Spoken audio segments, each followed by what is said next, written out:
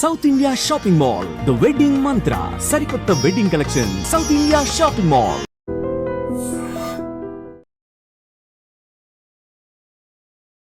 Hi hello నమస్తే, welcome back to our channel. నేను మీ వైషు. ఆమెకి 42, ఆయనకి 28. ఏంటి ఒక స్టోరీ అనుకుంటున్నారా? సినిమా కాదు, నిజ జీవితంలోనే ఇలాంటి ఒక ఘటన జరిగింది. ఆవిడకి ఆల్రెడీ 3 పిల్లలు ఉన్నప్పటికీ అతన్ని ప్రేమించింది. వాళ్ళిద్దరూ పెళ్లి చేసుకోవాలనుకున్నారు. వాళ్ళ ఇంట్లోంచి పంపించేశారు. బయటకు వెళ్ళి పెళ్లి చేసుకున్నారు. మనస్పర్ధలు వచ్చాయి. ఆవిడ ఆత్మహత్య చేసుకుంది. 3 రోజులు ఆ శవంతో పాటు ఉండి ఆయన కూడా ఆత్మహత్య చేసుకున్నాడు. ఇప్పుడు వాళ్ళ పేరెంట్స్ పరిస్థితి ఏంటి? ఆ విషయాన్ని అసలు సమాజం ఎలా చూడాలి? ఎక్కడికి వెళ్తుంది సమాజం? దీని గురించి మనం అసలు ఏం మాట్లాడుకోగలం? ఈ విషయాలన్నీ మాట్లాడడానికి ఈరోజు నాతో పాటు అడ్వకేట్ ఎడ్విన్ కేదాసి గారు ఉన్నారు. సార్తో మాట్లాడదాం. Hello sir. హలో అమ్మా, good evening. Good evening sir. ఎలా ఉన్నారమ్మా? బాగున్నాను సార్, మీరు బాగున్నారా? బాగున్నా. ఓకే. ఈ సిచ్యువేషన్ని బాధాకరం. ఓకే, ఆ తండ్రి రోదన ఎంత గట్టిగా వినిపిస్తుందో అందరికీ అంత బాధాకరంగా ఉంది. కానీ అసలు ఎలా చూడాలి సార్ ఇప్పుడు ఈ సిచ్యువేషన్ని? ఏం నేర్పిస్తాం ఇప్పుడు దీని నుంచి? వైషు, సార్ దెస్ అ సేయింగ్ అమ్మా, ఓకే, ప్రేమ గుడ్డిది అని. రైట్. కానీ మరీ ఇంత గుడ్డిది, లేకపోతే మరీ ఇంత అసలు అంటే ఇంత బ్లైండ్ కావాల్సిన అవసరం లేదనిపిస్తుందమ్మా. వాళ్ళ ఫాదర్ చెప్పేదాన్ని వింటే ఏమంటున్నాడు, వాళ్ళిద్దరికి ఇంటరాక్షన్ ఎక్కడ స్టార్ట్ అయింది? ఇన్స్టాగ్రామ్లో స్టార్ట్ అయింది. దెన్ అంటే అది అంత డెసిషన్ తీసుకోవాల్సినంత నెసెసిటీ ఏముంది అక్కడ? ఇప్పుడు ఎనీవే అదొక లివ్ ఇన్ రిలేషన్షిప్. ఓకే. ఎందుకు అంటే ఈ పద్మ అన్న ఆవిడ ఆమె భర్త నుంచి డైవర్స్ తీసుకోలేదు. రైట్. అది కాకుండా దాని మీదకి వెళ్ళి తనకు 3 పిల్లలు ఉన్నారు. ఇప్పుడు తన సుఖము లేకపోతే తన స్వార్థం తను చూసుకుంది, ఇతనితోటి ఎలోపైంది, వచ్చేసింది. దట్టు లీగల్గా ఎట్లాంటి దానికి డివోర్స్ తీసుకోలేదు, లీగల్గా దానికి ఎట్లాంటి బైండింగ్ లేదు వాళ్ళిద్దరు రిలేషన్షిప్కి. అట్లాంటప్పుడు 3 పిల్లల్ని విడిచిపెట్టేసి వచ్చేసి నీ బాయ్ ఫ్రెండ్ తోటి వచ్చేసి నువ్వు వేరే కాపురం పెట్టేసి ఉండటంలో దాన్ని మనం ఎట్లా అర్థం చేసుకుంటాము? ఏం అర్థం చేసుకుందాము? లేకపోతే సొసైటీకి మనం ఏమి మెసేజ్ ఇస్తున్నాము? అంటే మేము చేసేది రైట్ అనా, లేకపోతే ప్రేమ గుడ్డిదానా, లేకపోతే కామం గుడ్డిదా, లేకపోతే మోహం గుడ్డిదా, లేకపోతే వాంఛ గుడ్డిదా? What is blind here? Exactly. Instagram పరిచయం తోటి భర్తను విడిచిపెట్టేసి నువ్వు పెళ్లి అగ్నిసాక్షిగా, నువ్వు సప్తపది సాక్షిగా నువ్వు ఒక భర్తను పెళ్లి చేసుకొని భర్తతోటి 3 పిల్లల్ని కానీ ఈ రోజు నువ్వు ఒక బాయ్ ఫ్రెండ్ కొరకు నువ్వు భర్తను విడిచిపెట్టి సమాజాన్ని విడిచిపెట్టి సొసైటీని ఎట్లా నేను ఫేస్ చేయాలనే నీకు ఆ మాత్రం నీకు ఎట్లాంటి ఇన్హిబిషన్స్, ఇంగిత జ్ఞానం లేకుండా నువ్వు ఒక బాయ్ ఫ్రెండ్ తోటి నువ్వు ఎలోప్ అయిపోయి వచ్చేసి 3 పిల్లల మీద ఏం ట్రామా ఉంటుందమ్మా? మెంటల్ ట్రామా ఏముంటుంది? అది at the end of the day పిల్లలు ఎట్లా రిసీవ్ చేసుకోగలరు? ఇప్పుడు స్కూల్కి వెళ్తే స్కూల్లో తల్లిని మీ తల్లి ఫలానోడితో లేచిపోయింది అంటారు, మీ తల్లి తండ్రిని విడిచిపెట్టిపోయింది అంటారు, లేకపోతే మీ అమ్మ ఎటుపోయిందిరా అంటారు. అవునా కదా? మీ అమ్మ ఎదురా న్యాచురల్గా అడుగుతారు, చుట్టుపక్కల వాళ్ళకి తెలిసిపోతుంది. ఇప్పుడు మొక్కై వంగంది మ్రానై వంగని అన్నట్టు వంగదు అన్నట్టు. ఇప్పుడు ఒకవేళ హస్బెండ్ ఇనిషియల్ స్టేజెస్లో చూసుంటే ఏమన్నా కంట్రోల్ చేసేవాడేమో. కానీ ఇప్పుడు సొసైటీ కానీ లేకపోతే లా కానీ ఏమంటుంది? ఎక్స్ట్రా మ్యారిటల్ అఫైర్స్ తప్పు కాదంటుంది లా, జ్యుడిషియరీ. ఎక్స్ట్రా మ్యారిటల్ అఫైర్స్ తప్పు కాదంటుంది, లివ్ ఇన్ రిలేషన్షిప్స్ తప్పు కాదంటుంది, ఎక్స్ట్రా మ్యారిటల్ అఫైర్లో పుట్టిన పిల్లోళ్ళను కూడా హస్బెండ్ చూసుకోవాలని అంటుంది. అంత లీగల్ పవర్ వచ్చినప్పుడు ఇంకా ఎందుకు చేయాలమ్మా ఇవన్నీ? ఇప్పుడు లీగల్గా దాన్ని కంట్రోల్ చేయాలా? లీగల్గా కంట్రోల్ చేయలేని పరిస్థితికి వచ్చింది. ఇప్పుడు భర్త పోలీస్ స్టేషన్కి వెళ్ళినాడు అనుకో, భర్త పోలీస్ స్టేషన్కి వెళ్ళి పోలీసు వాళ్ళకి చెప్తే కూడా ఏమంటాడు?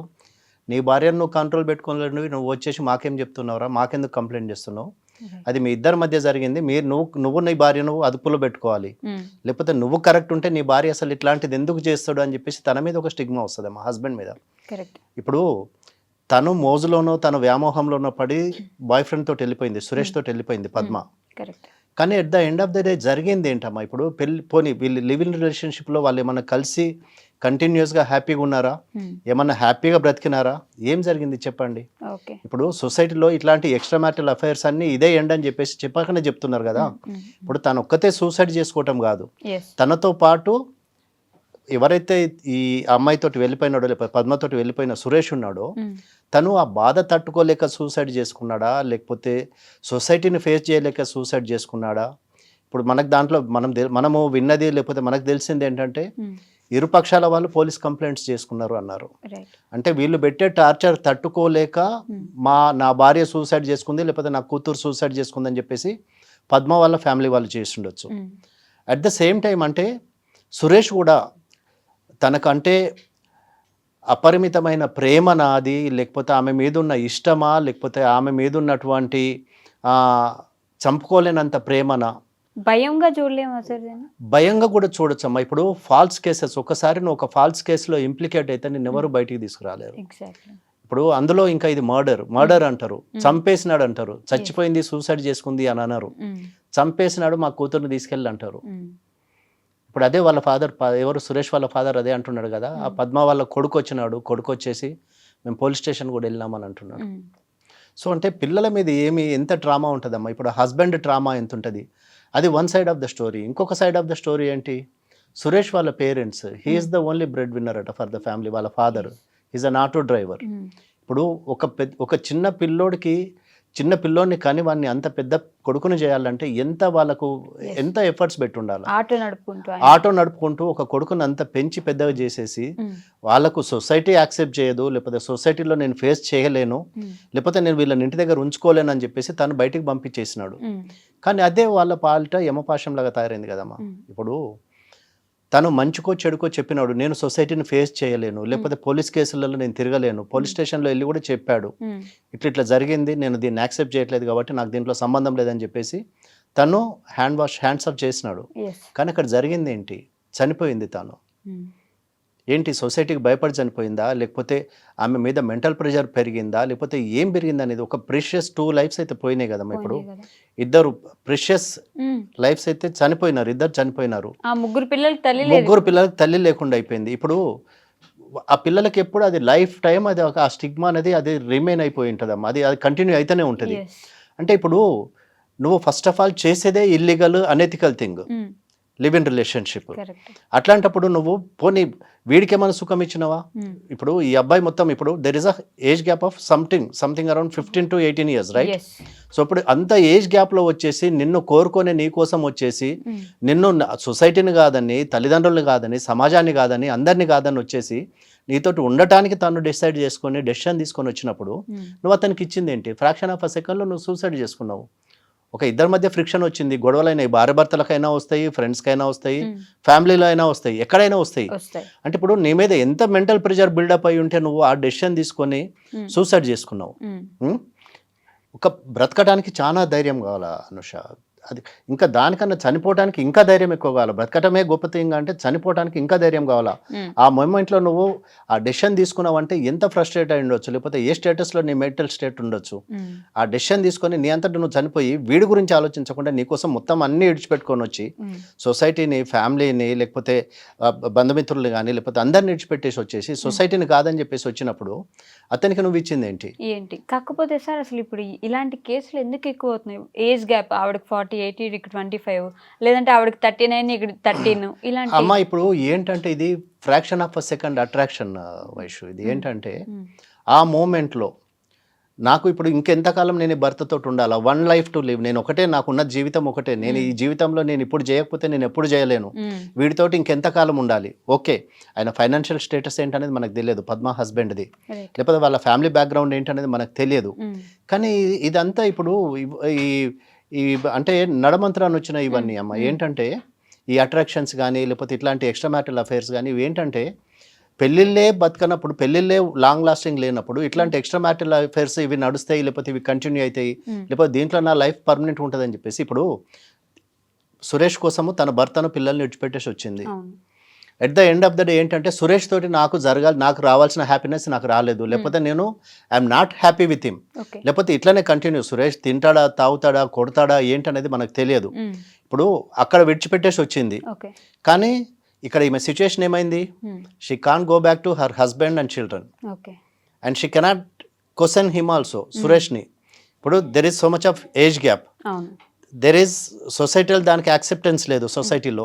అట్లాంటప్పుడు నేను సొసైటీని ఫేస్ చేయలేక కూడా ఇప్పుడు తప్పు ఎప్పుడైనా తప్పులాగానే మిగిలిపోయింది కదమ్మా. ఇప్పుడు నేను చేసింది కరెక్ట్ అంటే తను నిలబడేది, సొసైటీ తోటి ఫైట్ చేసేది, కానీ తనకు కూడా తెలుసు, తన కాన్షియస్నెస్ ఒప్పుకోలేదు నేను చేసింది తప్పు అనే సంగతి ఆమె మనసాక్షి ఆమెను క్వశ్చన్ చేసింది. రైట్. సో నేనేంటంటే ఇంకా నాకు కాన్బర్ట్ సిచ్యుయేషన్లో నేను సొసైటీని ఫేస్ చేయలేను, నేను ఇంటికి వెళ్ళలేను, నా తల్లిదండ్రుల దగ్గరికి వెళ్ళలేను, అదే లొకాలిటీలో నేను వెళ్ళి బ్రతకలేను అని ఒక వీక్ మూమెంట్లో ఒక డెసిషన్ తీసుకొని తన లైఫ్ తను సాక్రిఫైస్ తన లైఫ్ తను తీసేసుకుంది, రైట్. సూసైడ్ చేసుకుంది, హ్యాంగ్ చేసుకుంది.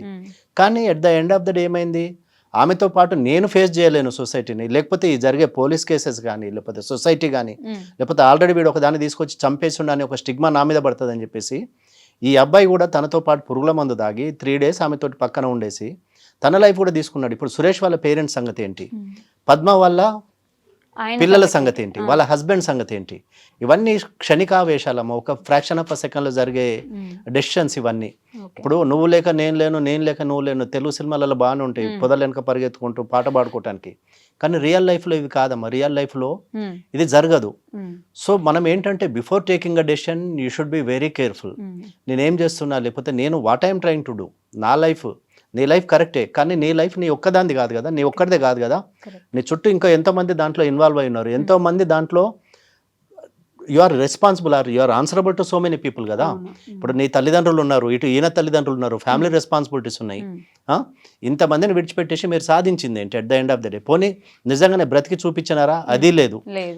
అప్పట్లో ఆడవాళ్ళు అర్ధరాత్రి రోడ్డు మీద నడిస్తే స్వతంత్రం వచ్చినట్టు అని ఇట్లా అనేవాళ్ళు కదా సార్. ఇప్పుడు అదే స్పిరిట్ తీసుకొని చేస్తున్నారు కదా ఇదంతా. ఇప్పుడు మాకు స్వతంత్రం వచ్చింది, మేము చేస్తే ఏది చేసినా కూడా నథింగ్ ఈజ్ రాంగ్, మాకు సొసైటీ సపోర్ట్ చేస్తుంది, లేకపోతే మాకు లా సపోర్ట్ చేస్తుంది అనే కదా ఇదంతా చేసేది. ఇప్పుడు ఆ సొసైటీ భయం ఉంటే, లేకపోతే అదే హస్బెండ్ భయం ఉంటే, అదే తల్లిదండ్రుల భయం ఉంటే ఈ డెసిషన్ తీసుకోదు కదమ్మా. ఇప్పుడు నువ్వు లివ్ ఇన్ రిలేషన్షిప్ లో ఉన్నావు, nobody is going to question you కదా. ఎక్స్ట్రా మ్యారిటల్ అఫైర్స్ తప్పు కాదని చెప్పి సుప్రీంకోర్టు అంటా ఉంది, extra marital affairs live in relationships తప్పు కాదని అంటనే ఉంది. ఎందుకని లా మరి అంత ఓపెన్ అయిపోయిందంటారు సార్? అంటే ఇప్పుడు లా అసలు దాన్ని అంటే ఎందుకు ఇంత ఎక్స్ట్రీమ్ ఎండ్లో దేనికి అంటే నువ్వు చేసేది ప్రతి ఒక్కటి రైట్ అని చెప్పేసి సపోర్ట్ చేయాల్సినంత నెసిటీ కనపట్టలేదమ్మా. ఏంటంటే విపరీత ధోరణులకు పోతా ఉంది ఇది. ఇప్పుడు ఈ లా డెసిషన్స్ ఏవైతే తీసుకుంటున్నారో, ఏదైతే జడ్జిమెంట్స్ పాస్ అవుతున్నాయో, లేకపోతే ఎక్స్ట్రా మ్యారిటల్స్ని ఎప్పుడైతే వీళ్ళు ఎంకరేజ్ చేయడం స్టార్ట్ చేసినారో విపరీత ధోరణులు పెరిగినాయి. ఏంటంటే తప్పుగా అన్నప్పుడు మేము చేయడంలో తప్పేముంది, మమ్మల్ని ఎవరు క్వశ్చన్ చేసేవాడు ఉన్నాడు, we are not answerable to anybody. నాకు ఇష్టమైతే ఇష్టం లేకపోతే ఉండను, నువ్వెవడు నన్ను అడగటానికి అనే ఒక క్వశ్చనింగ్ ఇదికి వచ్చింది. ఏంటంటే మేము ఎక్కడ పోయినా కూడా మేము చేసేది రైటే, తప్పుగా అన్నప్పుడు నువ్వెవడు నన్ను అడగటానికి, అవునరా బాయ్ నీతో ఉండడం నాకు ఇష్టం లేదు, నీకంటే వాడు అందంగా ఉన్నాడు, లేకపోతే నీకన్నా యంగ్ అని చెప్పేసి హస్బెండ్ తోటి కొట్లాడుకొని వచ్చేసి ఉండొచ్చు ఇంట్లో నుంచి బయటికి. కానీ ఏం చేసినావు నువ్వు, ఏం సాధించినావు? ప్రాణం పోయింది. ఇప్పుడు అదే భర్తతో ఉంటే ఇంకో 10 సంవత్సరాలు 20 సంవత్సరాలు బ్రతికేదాన్ని కావచ్చు, పిల్ల కొడుకుల కూతుర్ల పెళ్ళిళ్ళు అయ్యేది కావచ్చు. ఇప్పుడు ఒక అమ్మాయి ఉంది అనుకో, అదే ఫ్యామిలీలో ఒక అమ్మాయి ఉంది, అది చచ్చిపోయిన పద్మకి ఒక కూతురు ఉంది. ఇప్పుడు ఆ కూతురుకి పెళ్లి కావాలంటే ఏంటి పరిస్థితి ఏంటి? వీళ్ళమ్మ ఇట్లా ఎలోప్ అయిపోయింది, సూసైడ్ చేసుకుందని చెప్పేసి ఆ స్టిగ్మా అయితే మిగిలిపోతుంది కదా, for ever that will remain కదా. సో ఇప్పుడు బిఫోర్ అంటే ఇట్లాంటి హేస్టీ డెసిషన్స్ ఇట్లాంటి చేసుకోకముందు, ఇట్లాంటి డెసిషన్స్లోకి దిగకముందు, లేకపోతే ఇట్లాంటి డెసిషన్స్ తీసుకోకముందు you have to think twice. అంటే what I'm going to get, అదొక క్షణిక ఆవేశము లేకపోతే క్షణికానందం అంతే కదమ్మా. ఇప్పుడు అంతేగాని నీ లైఫ్ తీసుకున్నంత లైఫ్ అండ్ డెత్ క్వశ్చన్ అయితే కాదు కదా. సురేష్ ఇప్పుడు నీకు ఆల్రెడీ ఒక భర్త ఉన్నాడు, 3 పిల్లలు ఉన్నారు. సురేష్ లాంటి వాళ్ళు ఇంకా 10 మంది వస్తారు. ఇప్పుడు రేపు ఒకవేళ నువ్వు బ్రతుకున్నావు అనుకో, సురేష్ కన్నా మంచోడు దొరికితే నువ్వు సురేష్ తోటి కూడా వెళ్ళిపోవచ్చు కదా, సురేష్ని విడిచిపెట్టేసి ఇంకొంతోటి కూడా వెళ్ళిపోవచ్చు కదా. ఇప్పుడు ఒక్కరిని చేంజ్ చేయడానికే నీకు ప్రాబ్లము. ఒకరిని చేంజ్ చేసిన తర్వాత ఇంకెంతమంది తోటి నువ్వు అఫేర్ పెట్టుకున్నా, లేకపోతే ఎంతమంది తోటి ఏం చేసినా కూడా there is nobody to question you కదా. సో వేర్ వీఆర్ హెడింగ్ అనేది అది మనం ఆలోచించాలమ్మా. ఒకటి ఇట్లాంటి డెసిషన్ తీసుకునే ముందు you have to be very careful and very cautious. అంటే నీ లైఫ్ నీదే అమ్మ కాదన్నాను, కానీ you are answerable to so many people. ఇప్పుడు నీ ఒక్కదాంది. ఇప్పుడు if she's a unmarried woman, ఈ అబ్బాయి కూడా అన్మ్యారీడ్ ఉన్నాడు, ఓకే మీరు వెళ్ళిపోయినారు, nobody bothers or no body questions, light bye అంటారు. కానీ ఇక్కడ ఇట్లా అది కాదు కదా సిచ్యుయేషన్. తనకు ఒక భర్త ఉన్నాడు, 3 పిల్లలు ఉన్నారు, and she hasn't taken divorce from her husband, legally wedded wife ఆమె. అట్లాంటప్పుడు సొసైటల్ బాండ్స్ లేకపోతే సొసైటల్ నామ్స్ కూడా ఉంటాయి కదా. అంటే we are living in a society కదా, మనం ఒక్కడివి అడవిలో జంతువులం కాదు కదా మనము. వీఆర్ లివింగ్ ఇన్ 4 walls, లేకపోతే we are living in particular society, ఆ సిస్టంలో బతుకుతున్నాము. సో సిస్టమ్కి కొన్ని నామ్స్ ఉంటాయి, కొన్ని పద్ధతులు ఉంటాయి, లేకపోతే కొంత we have to adopt certain things. అవి లేకుండా నేను ఇట్లనే బ్రతుకుతాను, నేను ఇట్లనే చేస్తాను, నేను చెప్పేది రైట్ అంటే end of the end results ఇట్లనే ఉంటాయమ్మా. ఏంటంటే you are unable to face the society, unable to face the children, unable to face the Family. husband, unable to face the family. Right. So ఏమైంది at the end of the day నీ life నువ్వు తీసుకున్నావు అంతే తప్ప ఏమైంది, ఏం loss ఏం కాదు సొసైటీకి. కానీ ఒక రాంగ్ ట్రెండ్ అయితే సెట్ చేసిపోయినావు కదా. కరెక్ట్. ఇప్పుడు యూపీలో నార్త్లో ఇక్కడనే జరిగింది, సేమ్ జరిగింది. హస్బెండ్ ఉండగా 3 పిల్లలు ఉండగా ఆమెకి వేరే ఒక బాయ్ ఫ్రెండ్ పెట్టుకొని రిలేషన్షిప్ మెయింటైన్ చేస్తూ ఉంది. హస్బెండ్ ఏం చేసిండు, 1 ఫైవ్ డే వీళ్ళిద్దరిని రెడ్ హ్యాండెడ్గా పట్టుకున్నాడు, పోలీస్ స్టేషన్ తీసుకెళ్ళిండు. ఆ 3 పిల్లల్ని కూడా ఆమెకే హ్యాండ్ ఓవర్ చేసిండు. పోలీస్ స్టేషన్లో పెళ్లి చేసేసి హ్యాపీగా ఉండండి అని చెప్పేసి పెళ్లి చేసి వచ్చేసిండు. Oh this is the latest thing now happening thing trending. Nice. So అంటే సొసైటీ విపరీత ధోరణులు లేకపోతే మనిషి ప్రవర్తన, మనిషి ఆలోచన విధానము మారిపోయింది. చేంజ్ అయిందమ్మా, చేంజ్ అయింది. దెన్ ఇంకేం చూడాల్సి వస్తుందో తెలియదు. ఇప్పుడు ఇవాళ ఇది ఇక్కడికే ఆగినాము, ఇవాళ ఇది అయిపోయింది అనుకుందాము, but tomorrow it's going to be something surprising again. Yeah. So we should condemn this అమ్మా, definitely. Okay sir, thank you. Welcome అమ్మా. నిజంగా ప్రస్తుతం ఉన్నటువంటి సమాజం దేనికి ప్రయారిటీ ఇస్తుంది? ఆర్థిక సంబంధాల చుట్టూ మాత్రమే తిరుగుతోంది. మళ్ళీ ఎన్నికలంగానే చాలా విరక్తి కలుగుతున్నాం. మంచి అనిపిస్తుంది కదా, లేడీస్ కూడా ఛాలెంజింగ్ జాబ్స్ చేసినప్పుడు చాలా బాగుంటది. ట్రాఫిక్ అసిస్టెంట్స్ గా నియమించిన ట్రాన్స్జెండర్స్ అందరితో సాల్యూట్ చేయించుకుంటున్నారు. ఫుడ్ డెలివరీ ఇవ్వటానికి వెళ్ళినటువంటి డెలివరీ బాయ్ అనిల్ పై కళ్ళ ముందు